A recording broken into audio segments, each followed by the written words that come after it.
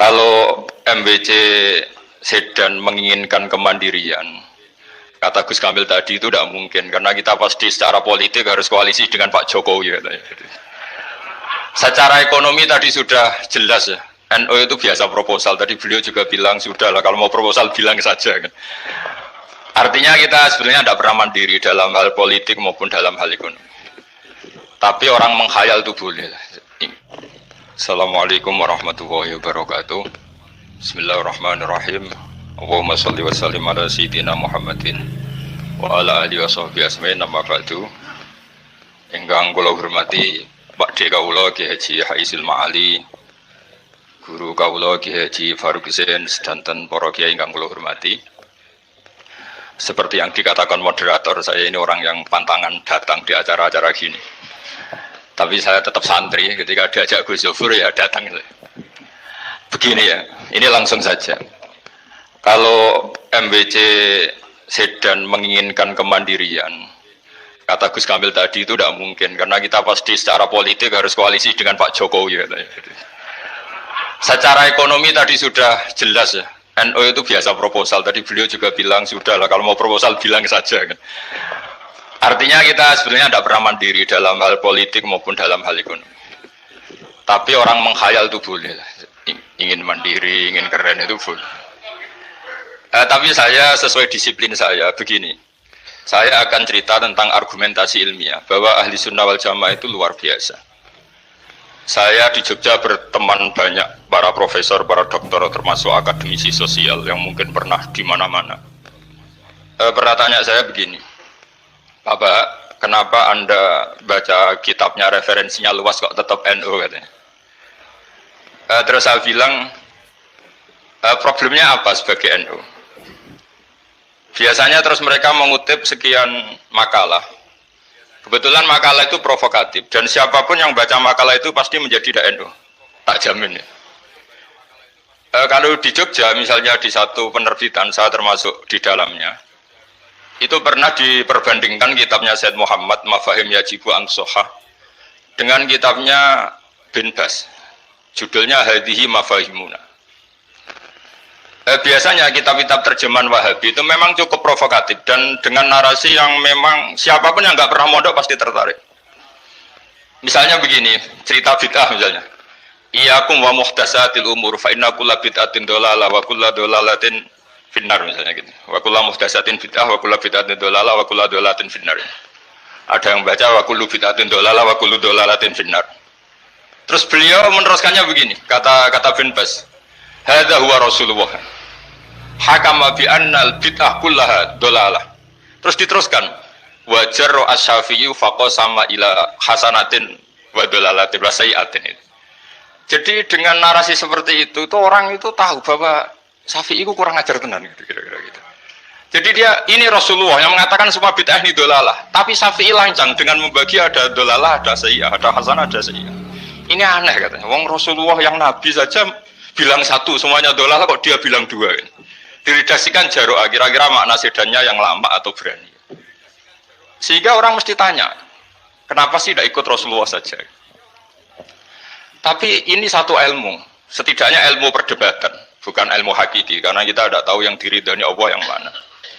Tapi kemudian Sayyid Muhammad dalam kitab Abwaabul Faros juga dalam kitab-kitab beliau menyanggah itu dengan mengatakan jika makna bid'ah adalah yang nggak pernah dilakukan Rasulullah, itu salah besar. Terus beliau cerita sekian hal, termasuk yang diceritakan adalah ada seorang sahabat ketika sholat dengan Rasulullah tidak pakai doa mainstream, yaitu ketika i'tidal sahabat tadi bilang alhamdulillah hamdan katsiran thayyiban mubarakan fi.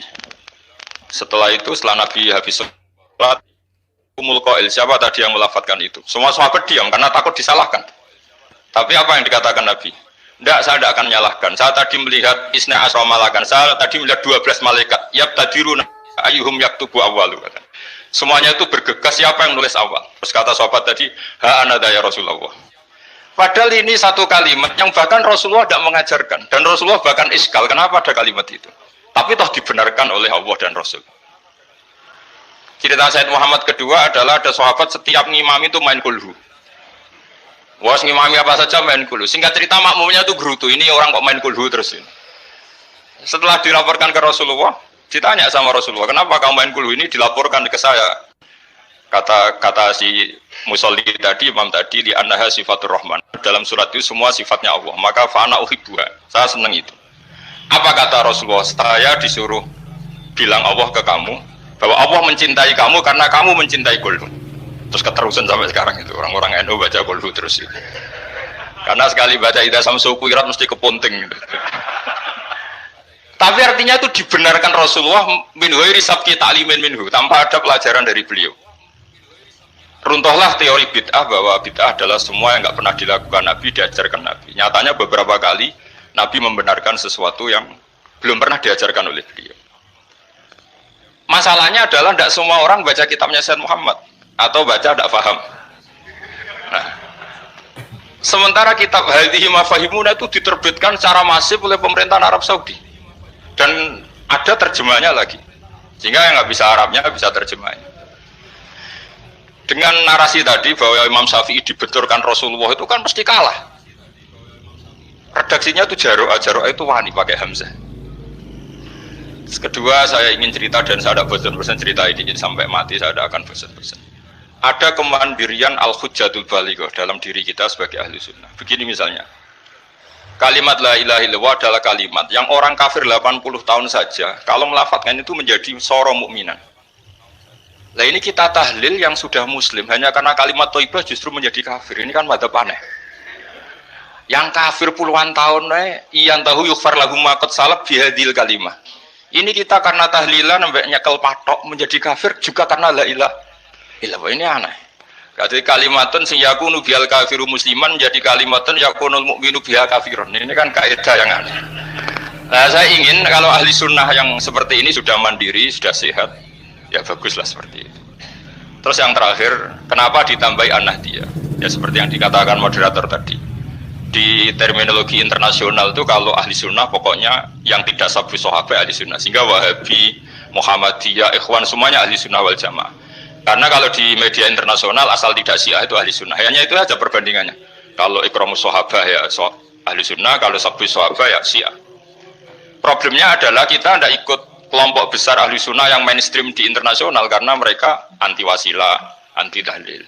Sehingga terus Indonesia bilang ditambahi ahli sunnah wal jamaah an-nahdiyah. Yang kira-kira mungkin Gus Yofur dan kawan-kawan nambahin Nusantara gitu. Nah, nanti ini bagiannya Gus Yofur, saya kira demikian. Assalamualaikum warahmatullahi wabarakatuh. Pada Habibana Jindan, Gus Baha dan semuanya, langsung saja mengikuti daripada apa yang disampaikan Gus Baha, yaitu gerakan cangkem elek.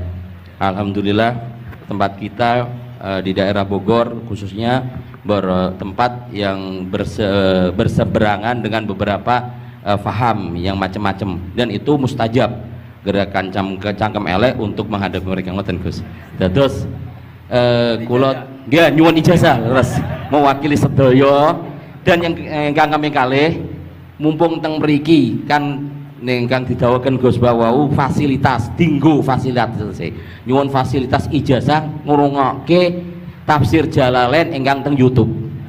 Dados nyuwun ijazah ingkang kathah niki.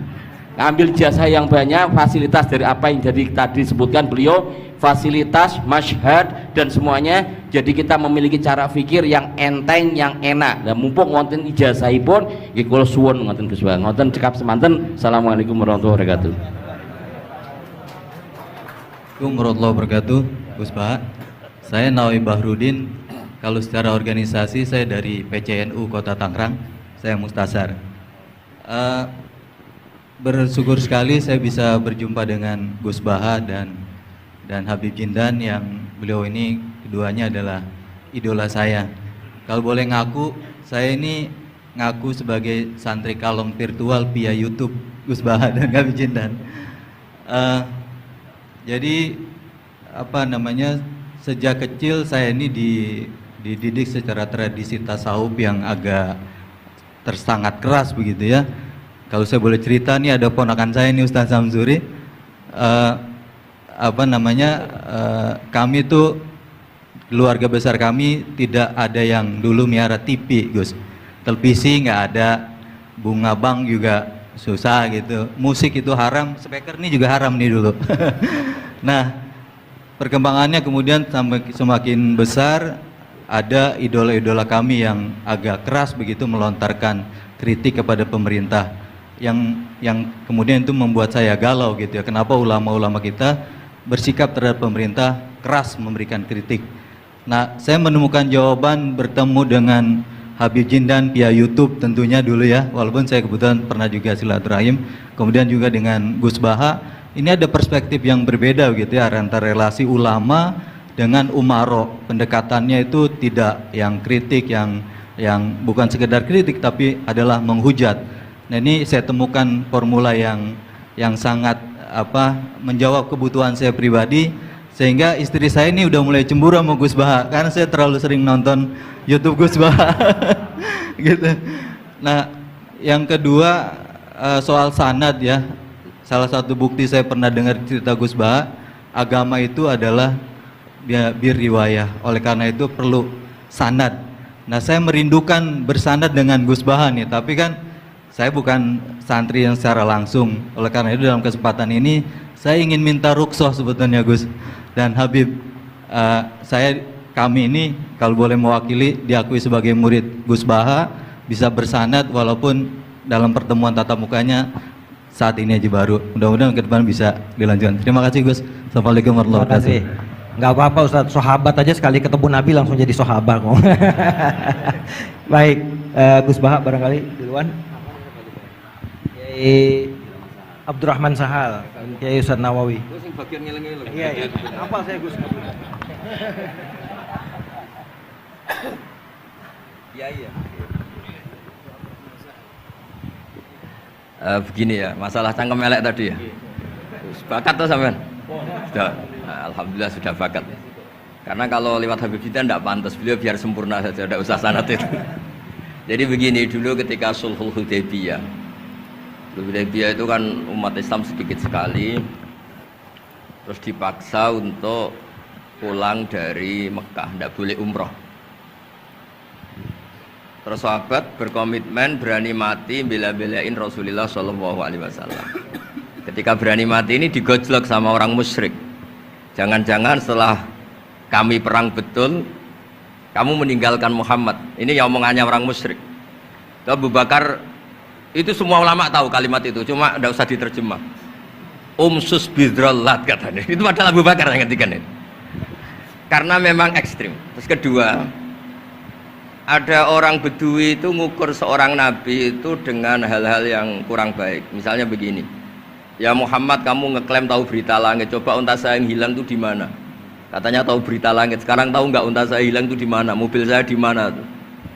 Begitu juga ketika untanya hamil, bunting itu tanya, Muhammad, kalau kamu nabi katanya tahu berita langit, kamu tahu isinya yang di unta saya ini? Itu ada sahabat yang saking nggak kuatnya demi bela nabi itu, udah kalau tanya gitu tanya saya terus si tadi orang tadi dibilangin sahabat, nazauta 'alaiha fakanat minha sakhlah. Jadi intinya ini Habib Jindan biar senyum-senyum aja. Jadi intinya kadang ad-difa sama orang-orang gitu mau tidak mau nggak ada pilihan itu. Kalau yang ma'ruf di Quran ya uffil lakum wa lima ta'buduna min dunillah. Jadi ketika Nabi Ibrahim, ini sering saya patah-patah supaya tidak paham semua karena ini sanad kurang baik, tapi kebutuhan gitu. Biasanya yang minta itu yang jenisnya ya, seperti ini yang sudah cangkem elek cuma butuh legitimasi gitu. Jadi dia butuh nggak tanggung jawab, dilimpahkan ke saya. Kalau saya kalaupun salah kafaro saya banyak. Saya kan ngapalin Quran. Kalau orang itu hafal Quran, inna wa ta'ala la yu'adzibu qalban wa al Quran. Kalau kamu sekali salah, adabnya banyak. Kalau saya punya penawar banyak itu. Jadi faja'alahum judadan tadi. Siapa yang memecahi berhala ini? Kata Ibrahim, ya yang bawa kapak. Kenapa mecahin? Mungkin sentimen dia ingin disembah sendiri katanya. Tanya yang bawa kapak. Kata orang-orang kafir, kamu kan tahu berhala itu tidak bisa ngomong, masa disuruh nanya gitu. Otak kamu di mana? Nggak bisa ngomong, nggak disuruh nanya. Otak kamu di mana? Ibrahim balik ngendikan, balik mengatakan uffil lakum. Otak kamu lalu di mana? Kayak ditanya aja tidak bisa jawab kok kamu sembah. Jadi di beberapa kesempatan sahabat belain Nabi sampai gitu. Jadi banyak orang Bedui, orang-orang kurang peradaban karena Nabi itu memang nyatanya mendapat berita dari langit, mereka terus itu dijadikan alasan. Unta saya hilang di mana Muhammad? Ini di mana? Unta saya ini hamil, itu bentuknya kayak apa? Katanya kamu tahu berita langit. Masa gini aja enggak tahu? Ya terus tadi. Saya enggak tahu, sahabatnya mungkin kayak jenengan enggak tahu saya. Terus dia ambil, udah tanya saya aja. Nazauta 'alaiha fakanat minka minha sakhlak. Nazauta itu sudah paling anaknya ya kayak kamu lah, kamu yang nazauta 'alaiha, enggak usah diterjemah nazauta 'alaiha itu. Tapi potongan-potongan gini tahu kira nazauta 'alaiha itu kayak. Artinya ya memang dalam banyak hal memang nggak bisa dihindari hal-hal seperti itu. Ya tapi tentu yang suasananya ilmiah bukan hadzun nafsi ya, suasananya yang ilmiah bukan apa? Hadzun nafsi. Karena kadang-kadang memang mau tidak mau kayak ya tadi orang-orang yang menghujat Nabi, orang-orang yang apa itu. Kadang-kadang paling efektif itu ya jawab seperti itu. Ya, jawab seperti itu sudah berapa tadi? 3 kan? Nah, itu bukti bahwa kadang-kadang itu nggak ada pilihan dalam menjelaskan. Ya, nggak ada pilihan dalam menjelaskan. Ya, maksudnya seperti itu, tapi tidak tahu saja. Daripada anggap Wijidan kan kasihan. Saya aja yang jawab. Nah, terus tadi yang Jalalain rutin sanad saya memang sebetulnya kalau saya boleh milih di mana-mana sanad tuh ngajinya utuh. Saya dulu ngaji Mbah Mun itu mulai Jamul Jawami, Fathul Wahab banyak. Sebagai keluarga Quran, bapak saya itu hafal Quran tuh kayak Fatihah, ma'ruf itu di daerah saya. Tidak ada orang hafal Quran kayak Fatihah kayak bapak saya itu. Makanya tradisi keluarga kami memang Quran, terus babah kami juga dari ulama Lasem, Habib Jidan pernah rawuh di mbah saya. Kebetulan pondoknya mbah saya namanya juga Al-Fakhriyah. Jadi karena kalau konstruksinya tidak khatam seperti ini namanya ijazah amma. Ijazah amma ya cukup lah buat rame-rame. Tapi secara keilmuan itu masalah karena konstruksinya belum selesai. Makanya tadi saya senang Habib Jidan ketika cerita ada orang ngajar lumak. Usul fikih itu perangkat yang mau tidak mau untuk alat tafsir. Misalnya begini, wa antasma'u bainal ukhtain, tidak boleh mengumpulkan perempuan 2 yang kakak beradik jadi istrinya 1 orang. Itu bainal ukhtain itu min itlaqil ba'di wa iradatil kul, yang dimaksud Allah adalah mengumpulkan 2 orang yang ada hubungan mahram. Coba kalau kita misalnya bikin gerakan kembali ke Quran, berarti yang haram hanya antasma'u bainal ukhtain. Padahal yang haram adalah bainal mar'ah wa ammatiyah wala bainal mar'ah wa khalatiyah wala bainal mar'ah wa jad. Jadi ya pokoknya 2 perempuan yang ada hubungan mahram tidak boleh dikumpulkan dalam satu pernikahan. Bayangkan kalau orang tidak ahli usul fikih kemudian dia mentafsirkan Quran, terus dia hanya pegang wa antasma'u bainal ukhtain. Itu juga anak tiri.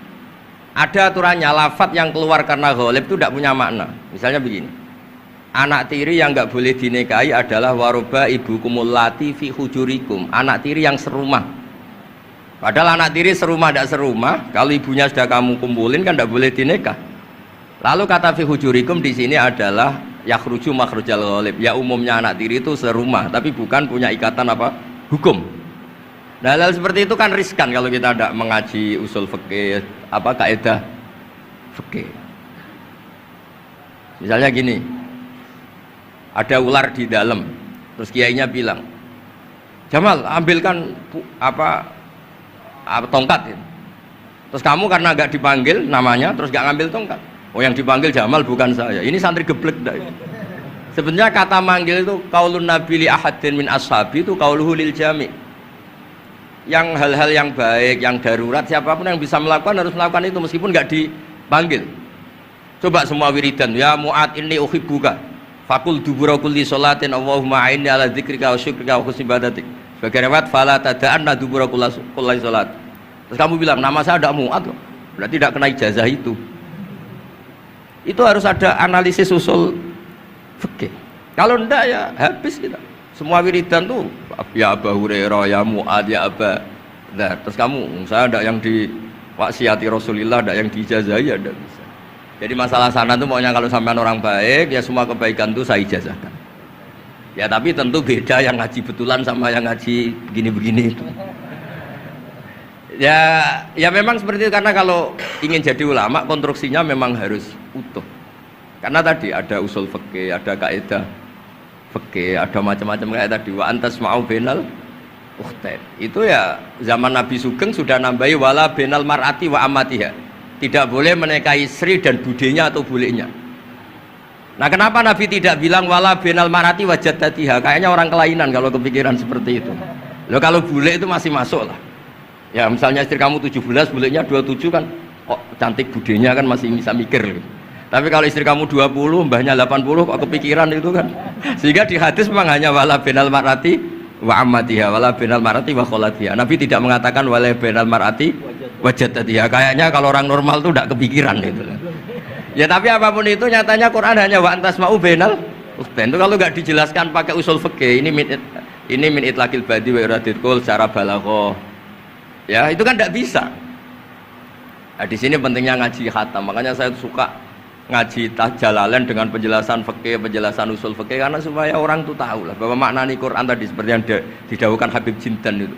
Ya kalau kamu tidak menguasai betul, terus akhirnya ngomong menurut saya Quran kok menurut saya, menurut perasaan saya tidak bisa. Kata Habib Jindan kok biro'ihi, ya sudah pesen tiket di neraka.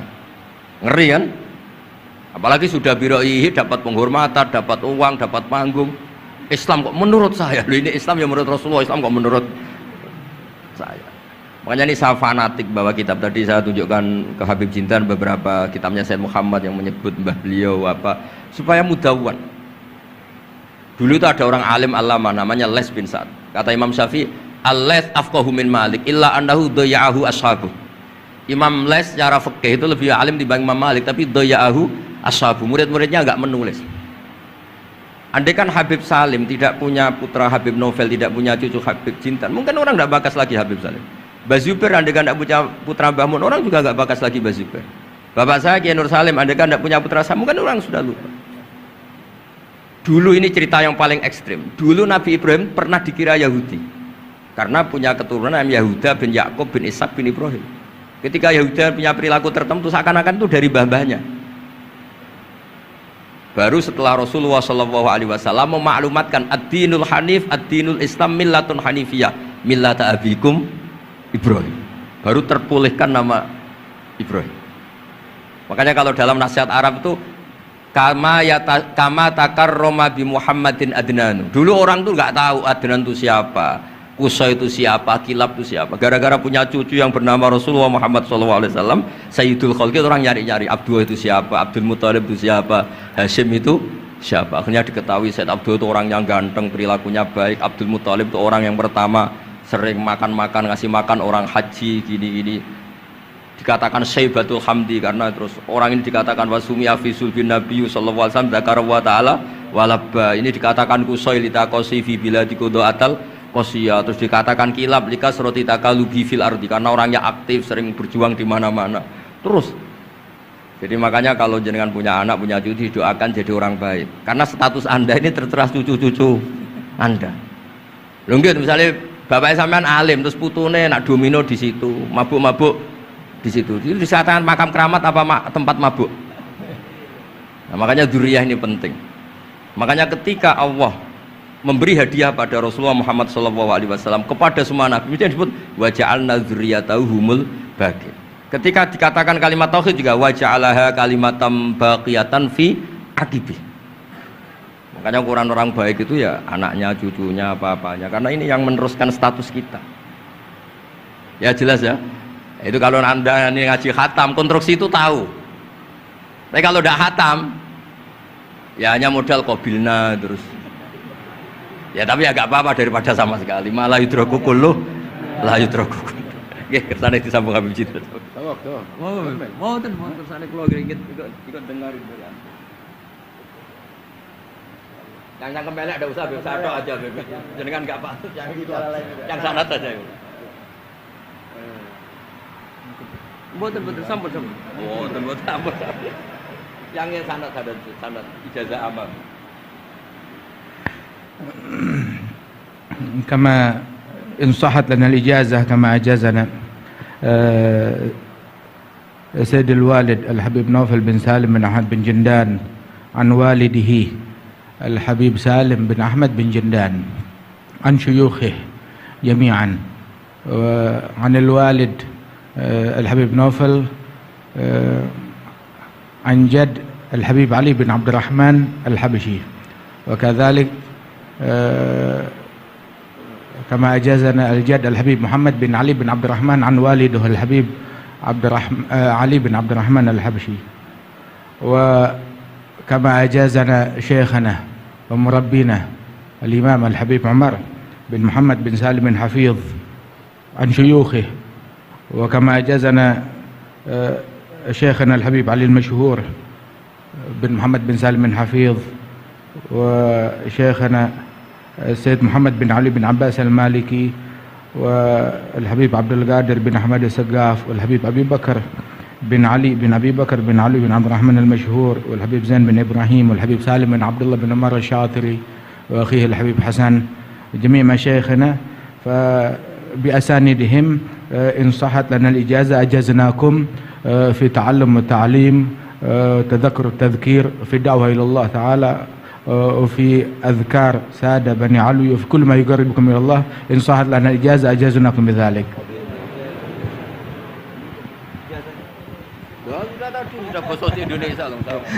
Jadi ijazahnya Gus Baha pakai bahasa Indonesia kan. Jadi kita belum kobil tuh tadi. Insya Allah, ya, insya Allah. Ada al-idnu bima'na al-ijazah, insya Allah. Jadi sudah diizinkan, yaitu ijazah cangkem elek tadi dengan ijazahnya pengajian beliau lewat medsos, insya Allah bil izin, ya. Karena kalau kita mengaji kitab itu tidak perlu ijazah lagi sebetulnya. Kalau udah qiraatan ala syekh bimana idnuhu wa ijazatuhu, insya Allah. Dan sanadnya tadi sudah diberikan juga oleh Habib Jindan dari para guru beliau, dan mudah-mudahan kita beroleh manfaat dan barokah dengan majelis ini, dengan begitu banyaknya ilmu dan ma'rifah yang kita peroleh. Bahkan kita julus mujalasatul alim, ini termasuk juga dalam kebaikan yang kita dapatkan di hari Asyura ini. Dan karena di dalam Asyura itu ada zur aliman, ziarahi orang alim, dan kita sudah melakukan itu dengan ziarahnya dengan Habib Jindan dan Gus Baha. Dan insya Allah mudah-mudahan kita semua pulang ini beroleh banyak gembolan pahala, ya, insya Allah, ya, gembolan pahala dan ijazah dari kedua beliau, insya Allah, ya.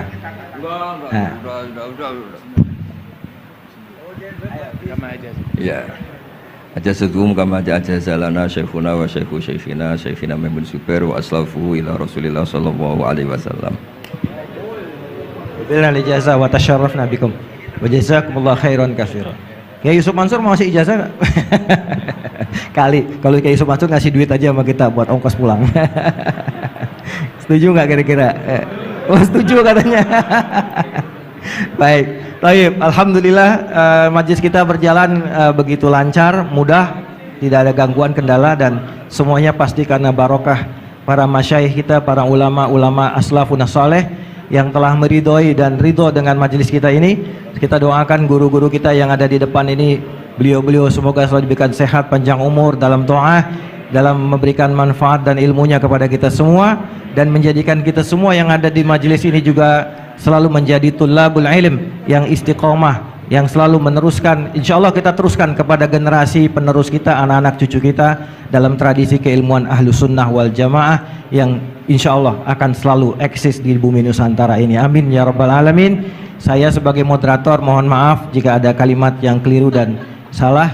Kita akhiri dengan membaca subhanakallahumma wa bihamdika asyhadu an la ilaha illa anta astaghfiruka wa atubu ilaik. Dan sebelumnya ada pemberian cindera mata oleh Yayasan Fakhriyah kepada Gus Baha dari Habib Jindan.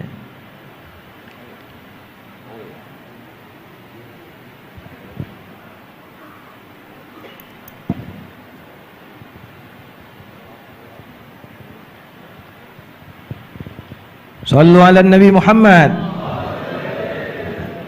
Kita senang dengan keberadaan beliau berdua ini, Masya Allah. Dan yang kedua dari Majelis Silaturahim diserahkan oleh Ustadz Mustafa Ismail. Fadhal, silakan.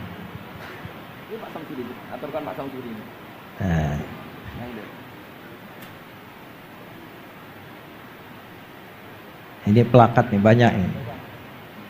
Nanti Gus Baha di rumahnya banyak plakat ini. Mudah-mudahan lemarinya ada Gus ya, buat banyak.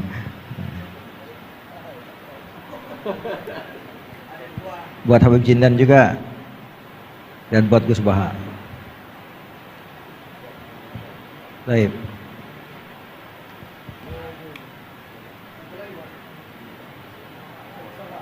Ustaz, ya.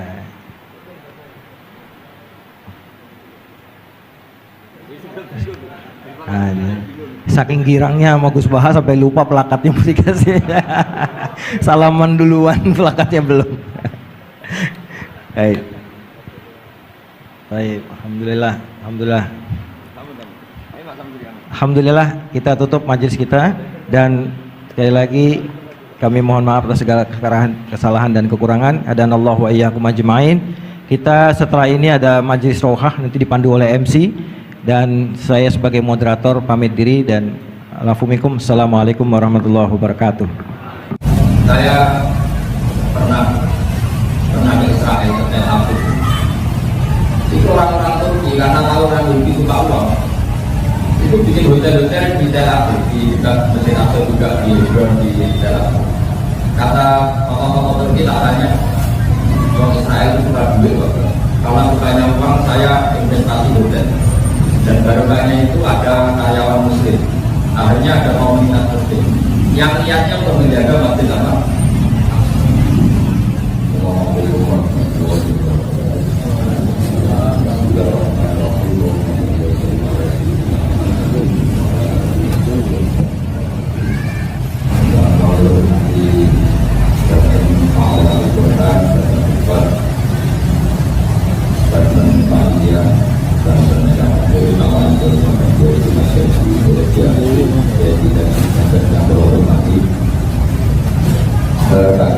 Biasanya pun kalau membantu teman-teman hafid atau orang-orang untuk memahami beberapa ayat yang benar-benar dimaksudkan oleh Allah Subhanahu wa Ta'ala dan dipegang.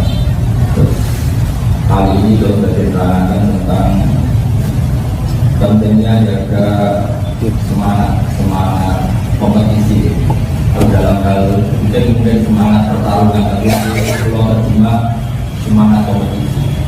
Dulu para sahabat karena perang tentu ada yang tangannya hilang, ada yang kakinya hilang, yang jelas kena luka. Sehingga mereka mengadu ke Rasulullah SAW, ya Rasulullah, gara-gara kita perang kena luka, karena kita putus beberapa jasad saya terluka oleh pedang oleh panah. Tapi apa yang terjadi justru Allah itu tidak mengapresiasi oleh dalam bahasa sekarang, tidak mengindahkan keluhan itu. Malah orang-orang soleh itu diperbandingkan yang dolim, yang fasik. Ketika Allah Subhanahu wa Ta'ala yang sesungguhnya pun patut masalah atau musuh. Nak kue perang luka, wong kafir ya luka. Ibu wae kafir wani, itu dimimang kawan. Jadi makanya ini ayat paling sering. Jadi kalau sampean mau dari itu kan kira-kira sudah ngomong ya ngiling tinggal bejangan dan kira-kira ujiannya sudah tidak itu kitab paling tak takut. Kalau sampean nyai takut, dari kafir takut ke dalam nempel masjid edan paling mungkin.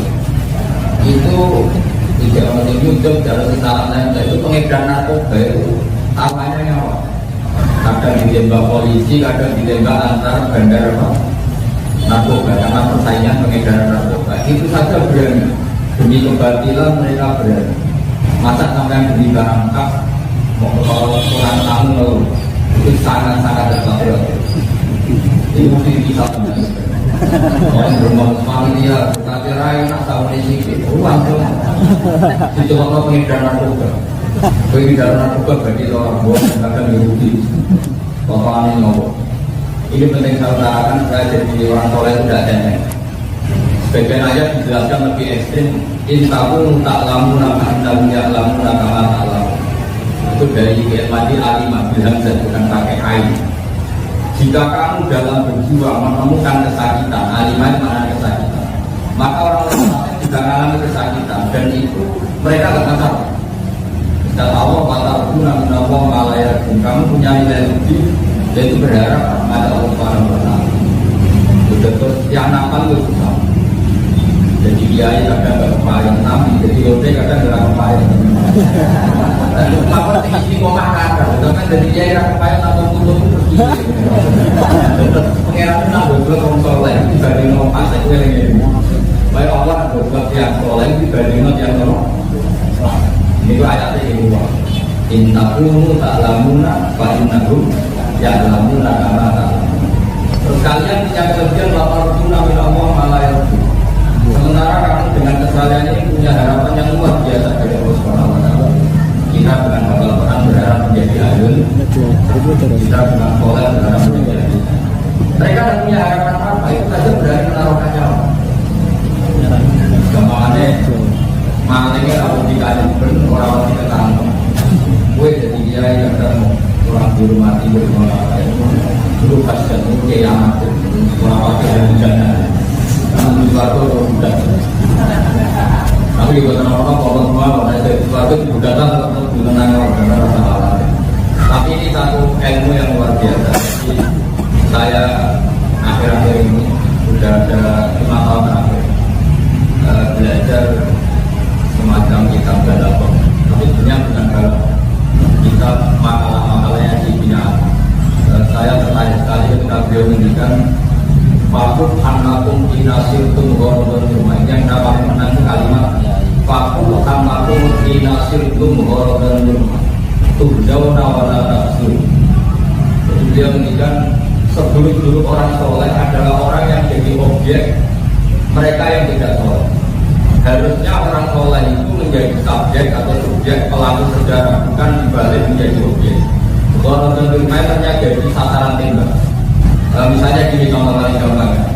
Indonesia itu kan mayoritas Muslim, berarti kebutuhan saja ada banyak. Mesin juga menunggu Cina produksi saja. Nah, tapi alhamdulillah orang PKR Iran pikir itu kan lucu kan, kita mayoritas Muslim dan berkebutuhan saja. Terus oleh mereka dianggap ini pasar yang prospek. Kemudian mereka bikin apa? Sajadah. Mereka kaya karena jual sajadah. Kita jadi objek pasar mereka. Itu buruk sekali. Begitu juga misalnya tren umat Islam akhir-akhir ini terhadap umroh. Sementara di biro ada non-muslim karena punya pembiayaan yang bagus. Sementara yang pembiayaan Islam bersoratif, kadang-kadang berkelibaran, berangkat umroh. Itu buruk sekali. Ketika orang soleh atau orang yang ingin soleh dan tidak kesampaian ini jadi objek. Makanya saya berharap ini betul saya sering rebukan nama orang-orang soleh. Jadi kita sekarang mayoritas itu NU, juga mayoritas dari Sunnah. Ini harus jadi kekuatan besar untuk mengawal mazhab ahli sunnah. Jangan sebaliknya, karena Indonesia banyak yang miskin, kemudian mereka dikasih beasiswa untuk sekolah-sekolah yang nanti adanya tidak ahli sunnah. Jadi intinya saya pesan atas izin Ali, jadilah kamu pelaku perbaikan. Pelaku itu subjek itu alfa itu muhtar pelaku, bukan objek. Nah selama ini problem umat Islam kata izin Ali itu, Fakku hanakum kinasirtum ghawatan rumah. Kamu itu buruk sekali karena jadi objek. Saya pernah ke Israel, ke Tel Aviv. Itu orang-orang Turki karena tahu orang Turki suka uang. Itu bikin hotel-hotel di Tel Aviv, di dekat Masjid Aqsa juga di Hebron di Tel Aviv. Kata tokoh-tokoh Turki tak tanya, orang Israel itu suka duit kok. Kalau sukanya uang, saya investasi hotel. Dan barokahnya itu ada karyawan Muslim. Akhirnya ada komunitas Muslim yang niatnya untuk menjaga Masjid Aqsa. Ketika saya tanya kenapa demikian, sama karena di Mekah banyak orang haji, kemudian Hilton yang milik orang Kristen di Amerika bikin hotel Hilton di Mekah, kemudian itu juga Allah. Nah singkatnya begini, kalau Hilton dan Hyatt bisa bikin pasar di Mekah kota Islam, ada miliknya non Muslim, kenapa kita tidak kompetisi bikin hotel di Tel Aviv yang milik apa ya Bu? Ingat kita itu pokoknya walhasil umat Islam juga boleh jadi objek. Itu kata Sayyidina Ali, kalau itu terjadi Fakku anmakum inasirtum ghawatan rumah. Buruk sekali kalau kamu sebagai orang soleh menjadi objek yang hanya menjadi sasaran tembak mereka. Itu baik di dunia bisnis, politik maupun militer. Karena tadi misalnya umat Islam itu suka sholat, kemudian yang bikin saja tak menurut, dan kemudian yang kaya sebenarnya posisi kita sebagai kaum objek.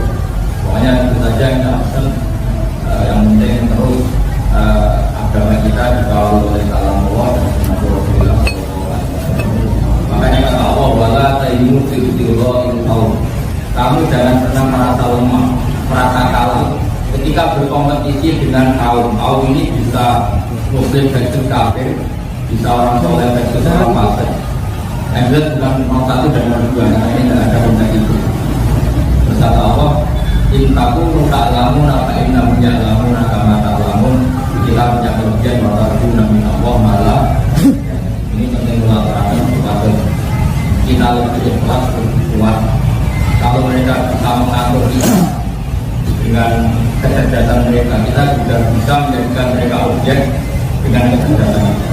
Jadi tadi misalnya saya betul-betul bersaksi, orang Bali misalnya suka sate Madura atau suka sate, kemudian orang Islam dagangan sate di sana karena sukses ngajak ponakannya misalnya, tahu-tahu jadi komunitas muslim, akhirnya berhubungan masjid-masjid madrasah, itu era anak sudah bisa baca Fatihah. Tapi yang satu itu orang Bali bisa baca Fatihah. Bapaknya berbuat sate, sukses ngajak ponakan di sana, terus berkebutuhan bikin madrasah masjid karena sudah jadi kaum Islam. Akhirnya anaknya disekolahkan di Yogyakarta, kemudian mau bicara kalau bisa baca Fatihah. Begitu juga kemarin dari Korea dari pekerja yang juga banyak, karena banyak bikin komunitas, bikin masjid, akhirnya butuh guru. Hanya beberapa ustaz disewa jadi ada di sana. Kemarin juga banyak kita pulang ke perselatan. Artinya negara ateis pun bisa jadi objek perjuangan, asal kita sebagai subjek pelaku. Jadi semua kita anggap sebagai objek, kita pelakunya untuk mengelola dakwah.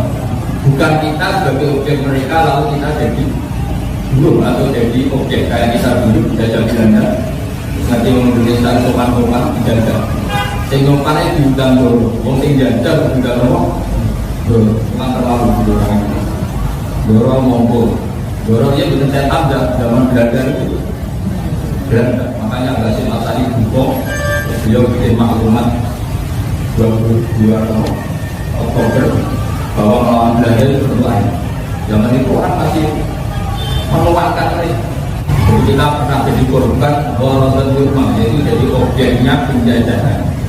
Makanya saatnya sekarang kita jadi subjek. Tentu bela modern dengan perilaku yang baik, bukan jadi ekstrim juga. Tapi intinya si binari itu menurut sekali kata beliau, Fakub anakum di nasirutum korodon di rumah. Dulu sekali kalau tamu jadi objek gerakan mereka. Itu saja yang saya sampaikan, harus benar-benar menjadi simbol tahu orang asal minamawiyah, simbol benar-benar simbol tahu benar-benar kita harus tertanam demikian di mana saja kan. Maka sama yang salah sama TKI yang di Taiwan, di Hongkong bikin masjid, sama ini mau konflik sama Purwokerto. Sudah yang berbagai apa ya berubah yang besar itu soal utara ini biasa ya pernah terwakbar menatani berlandi atau baik juga menatani ya juga tapi ya dari sifat dari salamannya dodo bisonnya dodonya nggak apa-apa, artinya kali itu terdiri nggak apa-apa. Kata Allah intas kan ibu gagal romatun bawa andu tapi andu nomor jadi gede sama orang itu masih macaran bunuh. Itu kalau nggak sampai bunuh merasani kalau insya Allah juga merasani itu dihilangkan. Jadi kalau kata Allah, jika kalian sukses menghilangkan dosa besar, meninggalkan dosa besar, kalau yang kecil-kecil itu gimana? Makanya kalau benci sama orang itu kadar tertinggi dihilangkan, insya Allah yang kecil-kecil itu gimana? Akan dibilang cinta dan ibu gagal di rumah terbawa andu, mutafir angkum. Jika kamu sukses meninggalkan dosa-dosa besar yang kalian dilarang, insya Allah mengkafir antum saya.